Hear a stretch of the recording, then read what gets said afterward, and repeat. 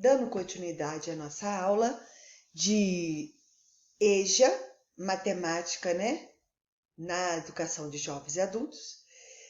Como trabalhar o ensino da matemática nessa modalidade? Devemos trabalhar a partir dos conhecimentos prévios dos alunos para depois formalizar conceito, com jogos, gráficos, tabela e principalmente com resolução de problemas. Então, não temos que dar a regra, os conceitos, não, nós temos que fazer atividade prática, com jogos, com atividade lúdica, com situações, problemas para que eles possam resolver. Depois de aprendido, aí sim a gente conceitua e explica o que aquilo que ele fez se chama, por exemplo, números ordinais. Se eu estou trabalhando números ordinais com eles, para que servem números ordinais na vida da gente? Para ordem? É muito importante. Então, eu faço várias atividades, seja escrita, seja com resolução de problemas, seja prática, seja com jogos, que eles vão usar primeiro, segundo, oitavo, vão organizar, vão ordenar os números, vão fazer as situações. E depois de fazer várias atividades, aí sim eu me preocupo com o conceito, se for necessário, com a escrita, com aquelas atividades formalizadas.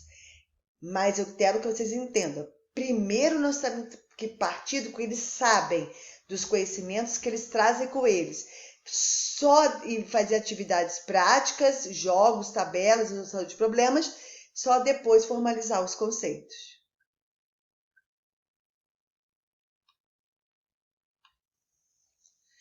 O objetivo específico da matemática na EJA: trabalhar a importância da matemática para solucionar problemas, que envolva somar, subtrair, multiplicar e dividir. Esses vocês vão ver aqui nesses slides o que é mais importante para essa modalidade. Mas não adianta dar continha solta, não adianta ficar treinando só continha. É importante armar continha, saber usar as regras, isso é conceito, mas é importante que ele saiba o que ele está fazendo, que operação que ele vai fazer para resolver a situação de vida ou a situação problema que foi colocado. Outra coisa que é importante na EJA: ler e registrar quantias. Quantas vezes a gente vê gente escrevendo e registrando quantias erradas? Vai colocar R$101, coloca 10, ou coloca sem o zero, entendeu? Ou então R$110, coloca 100, né? Mais o 10, igual 101, coloca 100, numeral 100, mais o 1. E escrita errada, tudo isso. Então, registrar e ler quantias é coisa importante ou não é no cotidiano desses alunos? Então, essas são atividades que a gente pode chamar de permanente, que tem que estar sempre presente nas aulas de matemática, seja para envolver situações e problemas, seja de forma de jogos, de forma mais lúdica, ou seja, principalmente para solucionar problemas de vida. Realizar troco em situações reais, usando o processo aditivo, subtrativo em situações de problema, por escrito e oralmente. É exatamente o que eu falei acima.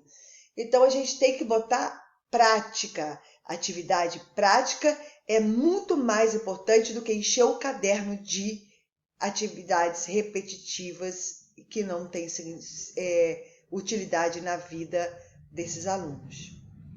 Reconhecer o valor social da unidade de medida padronizada e utilizá-las adequadamente. Para que serve o metro? Para que serve o litro? Para que serve gente, mas aí esqueci as outras medidas. É saber não só operar com as medidas padrão, né, padronizadas, mas também saber como utilizar e quais medidas utilizar, medida de tempo, tudo isso. Então, não é simplesmente encher de conteúdo, é transformar isso em prática. Então, vamos imaginar, na medida de tempo, você dá uma situação, problema, vai ver o filme, vamos dizer assim, a turma vai assistir, vai ao cinema e a sessão começa às 19 horas e o filme termina às 21 horas. Quanto tempo durou o filme? É coisa possível? É do cotidiano deles? Pode não ser diário, mas eles já foram ao cinema ou vai no cinema um dia, ele vai saber a medida de tempo percorrido.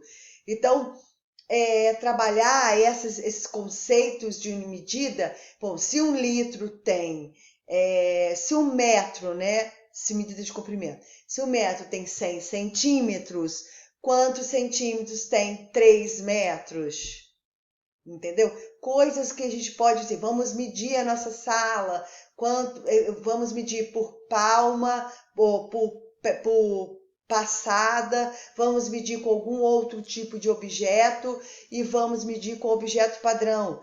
Por que existiu o objeto padrão? Porque cada um tem a sua medida. Se eu tenho um pé maior do que o outro, eu vou ter menos pés para medir a sala do que o outro que tem um pé menor. Então, é todo o entendimento deste conteúdo que se faz mais importante para a vida.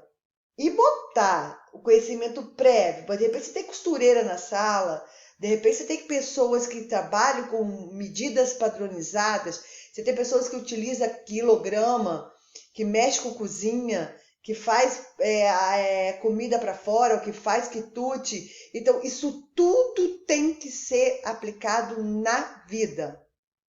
Outro objetivo específico, trabalhar números cardinais, ordinais e romanos, por exemplo, e por extenso e algarismo. Tudo isso a gente já até falou aí em cima. São coisas que vão... Isso aqui, como é que a gente faz esse conteúdo? Isso vai fazer... É importante no cotidiano deles? Então, a gente vai trabalhar. Mas, gente, não é para pegar o livro lá do aluno de 3º ano, do 4º ano da etapa regular e simplesmente reproduzir para o EJA. O EJA leva em consideração o saber do aluno, parte dos conhecimentos prévios deles e a utilidade deles na vida.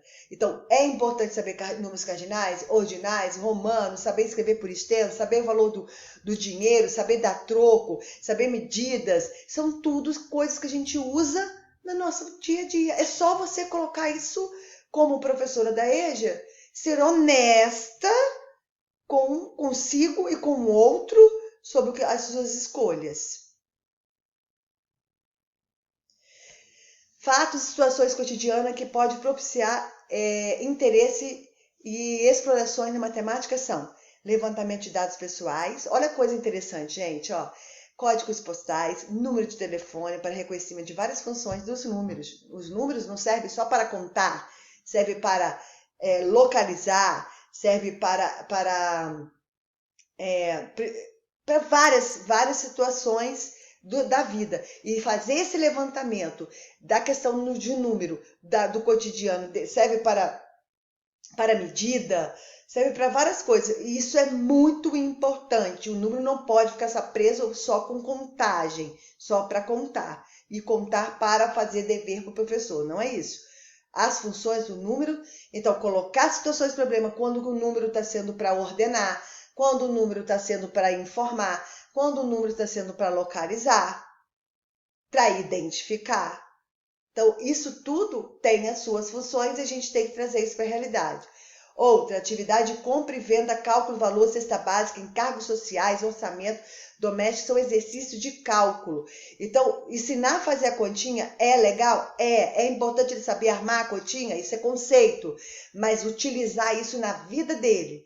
Que hora que ele vai comprar, como ele vai fazer, se ele tem 50 reais, aí tá lá o mercado, quanto que ele pode comprar por 50 reais, fazer preço aproximado, o que vai ter que ser dado de troco, esses cálculos de encargos sociais para que eles possam saber da sua vida e exercer a cidadania como está sendo colocado ali para nós como professores e fazer com que isso salte daquilo que é de direito e faça valer o direito dele de verdade. Leitura e interpretação de informações que aparecem na moeda, cédula, dinheiro, contra-cheque, conta de luz, extrato bancário, observar a escrita numérica e fazer cálculos mentais. Gente, tudo já foi falado anteriormente. É muito importante a gente utilizar material, recurso, grava isso, real. É trazer conta de luz, é fazer cálculo de medida de quilowatts, é interpretar gráfico de coisas que eles estão vivenciando, é o próprio contra-cheque para calcular desconto, é tudo isso que leva em consideração um ensino real, honesto, significativo para esses alunos. Então, a gente não pode seguir o currículo regular. Leitura e traçado de itinerário, mapa, planta, construção de maquete, identificar ponto de referência, espaço, distância, forma bidimensional ou tridimensional, ou seja, plana, reta, né? E tridimensional, aí que nós vamos fazer os sólidos, né? Isso é muito importante também se fazer itinerário, porque hoje eu passei por uma experiência explicando para a pessoa onde funcionava o curso Meta, um novo local, ela não se localizava, é uma pessoa adulta. Eu falava, você está de frente para Cacau Show? Muito bem, então eu não quis botar ela dentro da galeria, então você vai descer o calçadão e vai dobrar à direita. Eu vou estar te esperando na esquina assim que você dobrar à direita. Ela foi para o outro lado, porque ela estava virada ao contrário. Então ela se perdeu várias vezes. Então por quê? Porque muitas vezes isso não é colocado da sala de aula de forma como ponto de referência, leitura de plantas, plantas mesmo de localização, ponto de referência e itinerário, né? Itinerário de como é que passa, onde que passa, fazer o itinerário do ônibus, onde que passa, qual rua que passa, onde que ele vai, como é que ele volta. Isso tudo é importante para o cotidiano desses alunos. Ok, gente? Então, para finalizar nossa aula de matemática na EJA, eu quero trazer essa reflexão para vocês. Ensinar não é transferir conhecimento, mas é criar as possibilidades para a produção ou a sua construção. Nós somos criadores de possibilidade, assim diz Paulo Freire. Nós temos que criar a possibilidade de criar conhecimento para esses alunos. Essa frase é de Paulo Freire, de 1996, tá? Envolve a concepção do ensino que é algo que não se encontrava pronto, acabado, e que também não está dado a priori, ou seja, pronto, né? Ensinar nessa perspectiva exige pesquisa e respeito aos saberes prévios do sujeito que possui e principalmente a consciência inacabada do ser humano. Nós temos que ter essa consciência que nós também somos seres humanos, estamos inacabados, estamos em aprendizagem o tempo todo. Nós, como professores, temos que estudar como ensinar e eles têm que aprender como nós ensinamos, ou pelo menos a melhor maneira, né? Mas trazendo para si, trazendo para a vida deles, a partir da vida deles, se acrescentar e eles construírem esse novo etapa da vida. É isso. Ficamos aqui com a didática não, com a matemática na EJA. Um beijão a todos e até a próxima.